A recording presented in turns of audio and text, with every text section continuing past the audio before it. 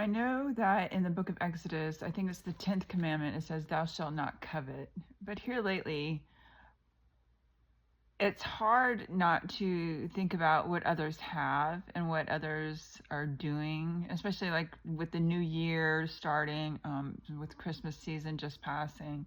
I've been thinking a lot about Eve and how God gave them this huge garden. You know, you have to think this garden was big enough to hold 4 rivers. So this is a massive, huge garden. This wasn't some like little small little old lady's garden. This was a massive garden. They could have anything to choose from except for this one tree that God said that they cannot eat from.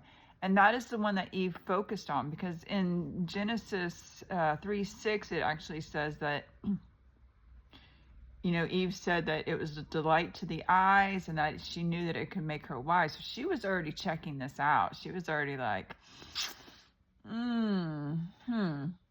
And Satan knew that. So that's why Satan was able to tempt her with it.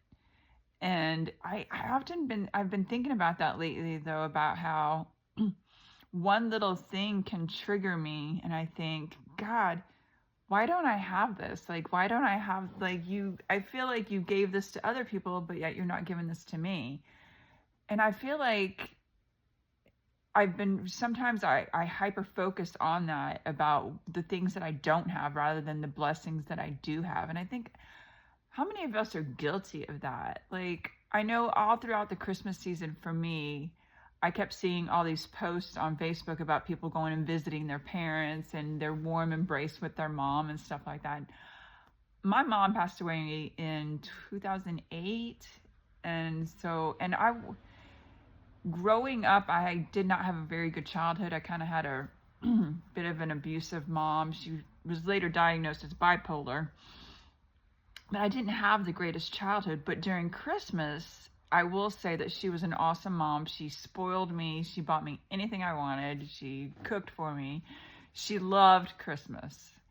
And as an adult, I did learn to forgive her. Once she got diagnosed and I realized what the problem was, I was able to forgive her for that. And during the Christmas season, I don't know, I was just really missing her and thinking about her and seeing all these Facebook posts about people with their moms, and then watching Hallmark movies, and all these girls are going and visiting their lovely moms and getting these warm embraces from their moms, and their moms are cooking for them and loving on them. And I'm like, I never really had that, except for around Christmas time. But I was jealous of that, though, and I was very envious of that, and I felt myself getting bitter and angry about that. And I just had to realize, though, that I'm focusing on what I don't have, what I didn't have growing up, rather than what God has truly blessed me with. So I decided to write down everything that God has blessed me with and just thank God for my blessings. And guys, if you are going through the same thing, if you are looking at what others have, I want to encourage you to really look around you and count what your blessings are, what God has given you. Love you guys.